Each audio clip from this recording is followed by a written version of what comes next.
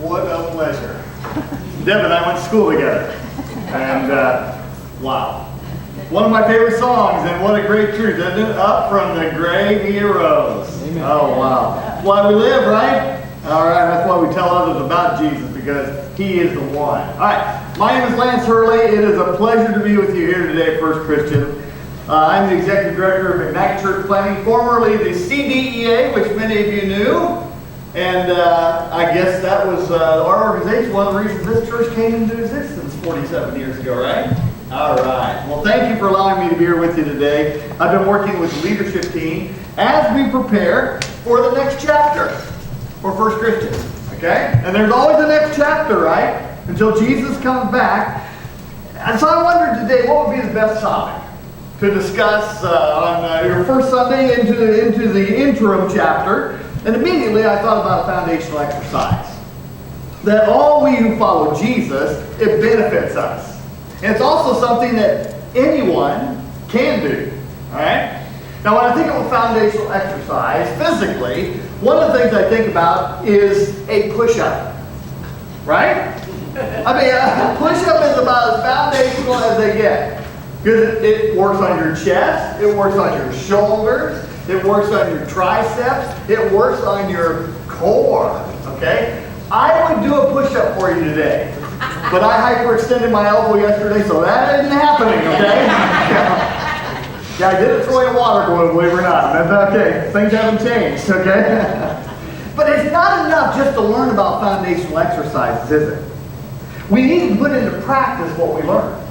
My youngest son is a high school teacher. He's also coaches soccer for Piatone, boys and girls both.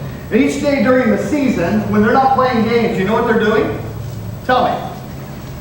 They're practicing. They're practicing. Why? Well, because they want to work on skills they need to get ready for the next game that's coming. Now, my question is, what is a spiritual exercise that will not only help us grow deeper and stronger, but a practice that every one of us can grow and develop? In my way of thinking, guys, it doesn't get any more foundational than prayer. Okay, prayer is a foundational exercise. Now let's break it down just a moment. Prayer is simply talking to God. Okay, bottom line is talking to God. As we pray, we exercise faith. I don't know if you've ever thought about that before, but we do. Because we're trusting God that He's going to listen to us, right? And that He's going to act on what we're talking to Him about.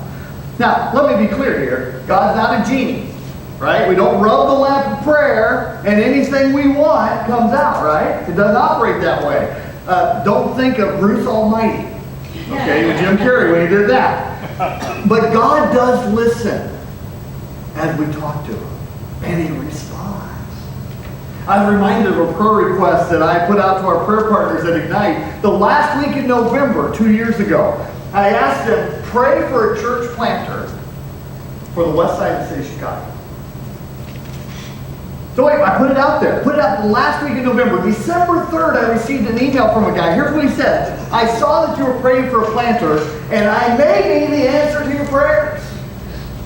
That looked kind of bold, wasn't it? That guy is now planting our church. This plant is started in April. Engaged Christian Church. And it reaches into the west side of the city of Chicago. See, prayer is essential we practice as followers of Jesus. Here's what I believe. What we practice now prepares us for what's coming later. So that's why I thought it'd be a perfect thing to talk about today, because practicing prayer prepares us for anything we're going to face in life. With this in mind, I want to point out the story we're going to look at today. If you have your Bibles, you can turn to 2 Chronicles. Okay, this is back in the Old Testament now. 2 Chronicles chapter 20. And it's not a very well-known story, but it's one that I think illustrates very well what we want to talk about today. And some of the scriptures will be up here on the screen behind me too. But let me start. 2 Chronicles 20, verses 1 and 2. Let me read this to you. This is kind of lays the foundation. After this, the Moabites and Ammonites, with some of the Meunites, came to make war on Jehoshaphat. Some men came and said to Jehoshaphat, a vast army is coming against you from Edom, from the other side of the sea. It's already in Hazon Tamar, that is in Gedi. So we got this huge army coming against the nation of Judah. King Jehoshaphat was a good king. He reigned as he feared God and trusted God. He followed God, and I know this turn of events, this huge army coming against him, caused him anxiety. And it took him by surprise. But he shows us, by his actions, when we are caught by surprise by things, how to respond. You know the first thing Jehoshaphat did? The first thing he did, he sought God. And that's what we need to do. We need to be seeking God during this time as a church. That's verses 3 through 12 of this passage. Jehoshaphat was scared. But even in the midst of trouble, he knew where to turn. And he knew how to do this. And this is the thing he needed to do because this is what he always did. This was his common practice. I have this picture of Pole Vaulter up here. I've got a buddy in the church I go to in Bradley, Illinois. He's 60 plus. He competed in the World Decathletes, decathlon. Okay, he won the United States Decathlon, which is 10 events, and one of the 10 events is a pole vault. He has a pole vaulting setup in his front yard. Okay, he lives out in the country. And I asked Larry, I said, so tell me about the pole vault. I said, that looks very scary, doesn't it? I mean, you put a lot of trust in that fiberglass pole. He said, well, when you first start the pole vault, the pole doesn't even bend. Okay, it's stiff and rigid. The longer you go, though, the better you get, the more you practice. He said, it starts to bend, and you can tell exactly where you are in the process of getting over the bar. He says, it feels like flying. I would never do this. But I do ride a motorcycle. And that feels like flying too sometimes, okay? But anyway. He said to me, you have to trust the bar. And he said, you have to trust your muscle memory. He said, you practice over and over and over again, and you know what to do. Okay? For Jehoshaphat, taking his fear to God was a natural thing. It was his spiritual muscle memory because he practiced prayer. The people came to Jerusalem too from all over Judea to join the king in prayer. Now here's the value of leadership, okay? The people knew what Hezekiah was going to do, and they joined him to come together and pray together. Now there's several things I noticed about God, about him seeking God as he prayed. First of all, there was a sense of urgency. Look at this verse. We will stand in your presence before this temple that bears your name. We will cry out to you in our distress, and you will hear us and save us. Now in verse 9, this word cry out here, it talks about a distress signal being sent up before the Lord. Okay? That's what the word literally means. I'm in distress, I've got to call out to you. Look at these here. One more one. There we go, thank you. So there you go, distress signals, right? Why do distress signals go up? I had to put that in there, right? Okay. Why do distress signals go up? It's because people realize they need some help, right? Jehoshaphat sees this huge army coming against us. He realizes, I can't do this on my own. I've got to have help. And that's the second thing I notice here when it comes to seeking God. We recognize where our dependency lies. Here's what he says. Oh, our God, will you not judge them? They have no power. We have no power to face this vast army that is attacking us. See, the king recognized that the enemies coming against him were more than he could handle. Ever felt this way? Sure we have. I think one of the most important realizations we can come to as followers of Jesus is that we are not independent. All right? We are not independent. We're not able to take on anything that comes our way. It's simply not true. Remember, the prayer is simply talking to God, and we can tell God everything. We don't have to hold anything back from him. We can bring any situation to him because he already knows. See, we must be God-dependent. For there are too many things arrayed against us for us to figure out we can handle it on our own, okay? Okay, that's an important realization to come to as followers of Jesus. The third thing I say in seeking God is the need for direction. We got to know where to go. And here's what he said. We do not know what to do, but our eyes are upon you. I remember going to the Museum of Science and Industry when our boys were little. We were going through a maze that was down there on one of the main floors. And it was huge, and it was confusing. And we finally made our way out of it. Okay? Then we went up onto the second level where you could look down onto the maze. And we knew exactly where we got tripped up, because you could see it differently. And all of a sudden this parent comes beside me, and the parents go, no, go left, the other left. Well, you know that, right? Okay? And what he was doing, his kids were down there in the maze going through it, and they kept looking up to see where Dad was directing them. No, the other way. He directed them right out of the maze. Now, I'll tell you what. We have somebody else who knows what's going on. It's really important to listen to. So let's be dependent upon God and recognize where our direction will come from, okay? This is what Jehoshaphat said. I'm trapped. I'm not able to defeat this enemy. I don't know what to do. But I'm going to look to you, Father, because you're going to save us. See, seeking God is where prayer begins. So we set aside time to get together with him, right? Looking at Jehoshaphat's example, we can be real to God, we can talk to him, we can pour out everything that's on our hearts because he's here. He never goes to sleep on us. And God never will say to us, oh, you again? Aren't you glad? Anytime, anywhere, we can come to the Father. And he's here. And he wants us to come to him. And not just with urgency things. He wants us to come to him all the time. There's no special language, and let me be straight with you. My prayers are no more effective than anybody else's prayers, okay? Because God loves each one of us as his child. And like the perfect parent, he's here. Now, I'm learning more about seeking God as I lead Ignite.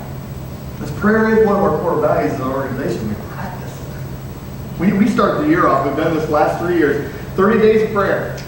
And basically what we do is we pray together on a conference call every morning, 7:38. Do that for 30 days, because it kind of sets the stage for the rest of the year. It really does. Then we meet together every week to pray also.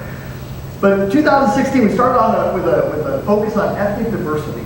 We need to pray for different kinds of planters. And so God kind of laid it on my heart. Let's pray for an Asian church planter. Okay? So that's what we began to do. Every day I prayed, others with me, for that person we were looking for. Seeking God in prayer means we keep bringing it to the Father. Until either he says no, or he says, okay, here you go. Right? As we pray, we show him we're dependent on you to answer. We're seeking you for the guidance. We're hoping you're going to put us right where we need to be when we need to do it.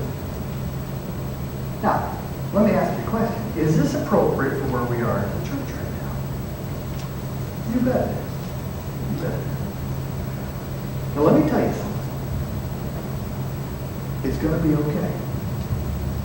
Right? It's going to be okay. This is not my first rodeo. Okay?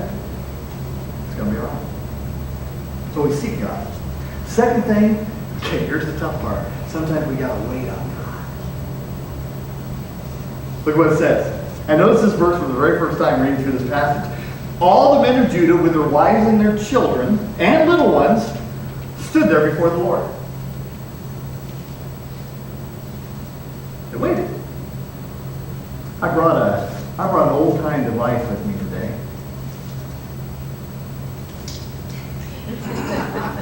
Remember these? All right. I remember as a kid going up to that and saying, okay, yeah, go up there and move that around a little bit, okay? Wiggle it around. Okay, so I get up there and wiggle around. Yeah, good. Get to the end of it, right? Okay, you wiggle it and wait, stop right there. Take your hand off. No. Grab hold of it. There, perfect. Right? Okay? What was the purpose of these things? Get reception, right? Get better reception to draw in the signal, right? Now, personally, I liken waiting on God to this right here. I really do. As I pray, I'm asking God to help me kind of dial in a little bit more. I'm asking about specific things. I'm trusting him to act. But there are times when I don't get the answer right away. So you know what I do? Make a little adjustment, right? Okay. And therefore I pray continually, asking and expectantly waiting an answer. Look at what David said, Psalm 5, verse 3. He says, in the morning, O Lord, you hear my voice. In the morning, I lay my request before you. And what does it say? I wait in expectation. I trust you're going to act. Because God does. But have you ever noticed how God doesn't always operate on our time schedule? Yeah, you know that? Yeah, I recognize that too. Sometimes I'll say, hey, Lord, what are you doing there? Right? Okay? He's our Father. We can bring anything to the Father, right? But He knows what we need. He knows when we need it. And my sense of urgency may just be my sense of urgency, and it's not God's, right? I prayed for that planter for an Asian church, right? Nothing happened. I looked, when I went to church planting meetings, I looked for guys who could fit that role. Nothing. But I kept praying. And I think this is what we're seeing from Joel's side here. Sometimes you just got to wait. Here, Jesus says this. He says, ask, it will be given to you. Seek, you will find. Knock, the door will be opened to you, right? For everyone who asks receives. He who seeks finds. If he knocks, the door will be open. Every one of those verses there, ask, seek, knock, are in the continuous tense. What that means is, Jesus says, keep on asking, keep on seeking, keep on knocking. So that's what we do. We pray, and sometimes we wait. But we trust forward. And that's the third thing I see here. Jehoshaphat practiced believing in God. As they stood there, okay, his answer came very quickly, by the way, because as they stood there together praying and waiting, God spoke through one of the prophets who was there. Here's what he said. Listen, King Jehoshaphat, and all who live in Judah and Jerusalem, this is what the Lord says. Do not be afraid or discouraged because of this vast army.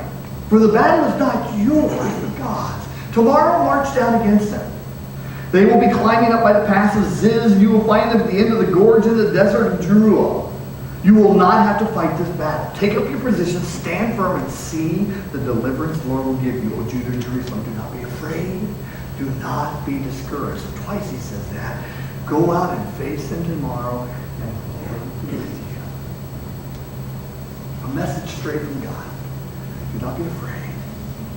You know, this is one of the most often used commands in the Bible. Why is that?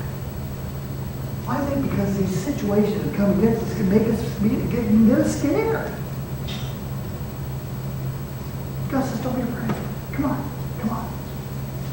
The Word talks about an emotional anticipation of harm. You ever notice how your mind can make up scenarios that are way beyond anything that could ever happen? Most of the time, none of them have ever come to be, but the imagination is strong. That's what the term discouragement talks about, being crushed underneath pressure. God says, don't be afraid. Don't be afraid. Why? Because God said, I am with you. I brought one of my favorite items with me today, an anchor. I don't even have a boat. One of these days, someone would buy me a boat to go to this anchor. How about that, okay? All right. But I love the imagery of an anchor. You know, what's the purpose of an anchor? Holds things, doesn't it? It's stable. It's firm. It's solid, right? Anchors hold. And God is an anchor in the storm, okay? That's why we believe it. That's why we don't have to be afraid. He's never going to let up for us. He's always going to be there. Then look, God says, see what I can do. He said, you will not even have to fight this battle. Now, these must have been interesting words for the king and the people to decipher, right? There's this huge army headed their way. And God's telling the army, go out and march out against them. But you're not going to have to fight. Now, I get this picture of a trapeze artist here. Okay, I love it. God says, watch what I can do. Now, the guy that gets all the press when it comes to trapeze is the flyer. Okay? But the flyer can't do his job if the catcher's not there. The catcher has one job. You know what that is? To catch the flyer. Now, I read a book on this one time. The flyer says, the flyer never tries to catch the catcher. Things go really bad when that happens. So the flyer does his job. He just lets loose and flies. And the catcher's there. God is our catcher. He's let Jehoshaphat know here, I'm going to come through for you. Wait and see. So Jehoshaphat put trust into action. First of all, he heard what God had to say. His people, they fell down and worshiped God. But the trust didn't stop there, because the next morning he sends the army off into battle just like God told him to. But he does something very interesting. He put the singers at the front of the troops. Now, nothing about singers, okay? All right? I'm not saying that at all. But you don't send the singers into battle first usually, right? You send the scouts in, you send the SEALs in, you don't send the Navy choir in, right? Okay, right? So they put the singers out in front, singing as they go into battle. Jehoshaphat just trusted that God was going to make things happen exactly like he said he was going to. Last fall, I went on a prayer walk with our African American church planter in Oak Park in Austin. He's in the middle of a 10-day prayer journey through the area. And so I pulled up in front of his house, and I said, "So Dwayne, where do you want to go?" And he looks at me like, everybody says, "I'm thinking Austin. What do you think?" Now, for those of you who know this area, you know that Austin is one of the most dangerous neighborhoods in the city of Chicago. Okay, just is more murders there than anywhere else in the city last year. So we drive to this school in Austin, we park there, and Dwayne looked at me. I said, let me give you what God gave me today during my devotional time. Okay. I pulled it up. Acts 18. Here's what Jesus said to Paul. He said, "Do not be afraid. Keep on speaking. Do not be silent. For I am with you. No one's going to attack or harm you, because I have many people in the city." I read that to Dwayne. Dwayne looks at me and says, "Now that's what I needed to hear." He said, "I'll be honest, Lance." He said, "I've been afraid to walk in this area." He grew up in Austin. But I've been afraid to walk here myself. So you know what we did? We got in the car, we walked, we prayed, we journeyed through the neighborhood. And God was with us. No one attacked or harmed us. And I had a chance to put faith into action. And it felt good. See, the singers marched out in front of the army. And as they walked along singing praises to God, the Lord set ambushes against the army coming toward Jerusalem. So here's what happened. The soldiers from the invading army began to fight amongst themselves. They began to kill each other. So Jehoshaphat and his army get up to the top of this ridge, and they look down in this valley. And you know what they see? A bunch of dead soldiers. Everybody was gone. And God had done exactly what he said he was going to do. Because that's who our God is. You know what? We can trust the catcher. Now you might want to know that planter for the Asian church. Can I tell you the rest of that story? Last May at our church planters meeting, one of our guys told me that he'd been approached by a man from Myanmar who was starting a church. They were looking for a facility to rent. And this guy is a doctoral student at Lincoln, which is where we graduated from. And I told the planter, Matt introduced me to this guy because he might be the planter I've been praying for. Long story short, we've helped a Myanmar church start in Glen Ellen. They have about 70 people gathered together every week for worship. So God only brought us an Asian church planter. He brought us a whole church. Because that's who our God is. Okay? Okay? So, I got a challenge for you today. It's very simple. First of all, let's build the muscle of prayer together as a church. Karen and Mary Lee and I, we put together a prayer calendar for you. Probably knows to come out in your program, in your newsletter this month. There's something to talk about to the Lord every day. And what I want to encourage everyone here to do, we're going to do this through the whole summer, but I want you to take each day, and I would love for you to pray for the item that's on that day. Prayer is the foundation for everything that's going to happen moving forward, guys. I can't be any more certain about that. Okay? I'd also like you to keep a notebook on hand, okay? Because write down what you hear God tell you as you pray. Because it's not a one-way conversation. Okay? It's a Pray, read your word, listen. Okay? Write down what you think God's got. Secondly, I want to encourage everyone here to turn your prayers outward. But here's what I mean. This is where it gets a little more challenging, but I want you to ask God to bring people into your sphere of influence who need to be prayed for. Okay? I tell you, I do this. It works. I'm nobody special. All right? I want you to know that. Nobody special. But I ask God, bring people to me who need to be prayed for. Keep my eyes open. And so some of the most powerful words in the world we can use with people are this. Can I pray for you? 5 words. Can I pray for you? You'll be amazed. People don't turn down prayer too often. Every now and then. Every time. Most of the time, people are very open to being prayed for. And if you feel like that's the right time, pray for them right there. See what God does. And then the last thing I want to do, I want to give you a little something. As a reminder. This is one of my favorite items, okay? Wire hats. Okay? So I'd like you to take one of these and pass them along. Okay? Now, you know what a wire nut does? Okay? It connects 2 wires together, yeah. It connects 2 wires together, so just take one, pass them along, please. Yeah, it connects 2 wires together so power can flow. All right? Now, here's the deal. I want you to put this somewhere as a reminder of how important it is that we stay connected to the Father in prayer. Okay? The power's going to flow, all right? But we got to stay connected. So let's put this somewhere as a reminder of how important it is that we seek God, that we wait on God, and that we believe the Father's going to work because He will. All right? As we move forward into the future, the foundation of prayer we lay now will have us working and ready for what's coming next. Let me pray for you today. Father, I thank you so much for the opportunity to trust you. You know, we see your hand at work over and over again. It's so good to be a child of yours. So thank you for watching out for us. Thank you for providing for us. And thank you for always, always being there for us. Lord, I pray for this church.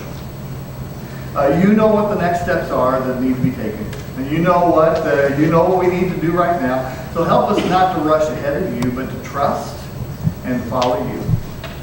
And thank you so much for the lives that have been changed through the ministry of the church, and for the thousands of people right around here who don't know your Son, who will be impacted by what's coming. It's in the powerful name of Jesus we praise you and we thank you. Amen. Amen. Thanks, Lance. And again, Lance has been helping us, our leadership team, giving us some guidance and direction. And we believe in the power of prayer. We believe that God has great things in store for our church. And again, we're going through this transition period, but we have to do it together. We have to have faith that God has great things in store. So I invite you guys to stand with us as we close. We're going to sing the verse and chorus of this. So you guys know.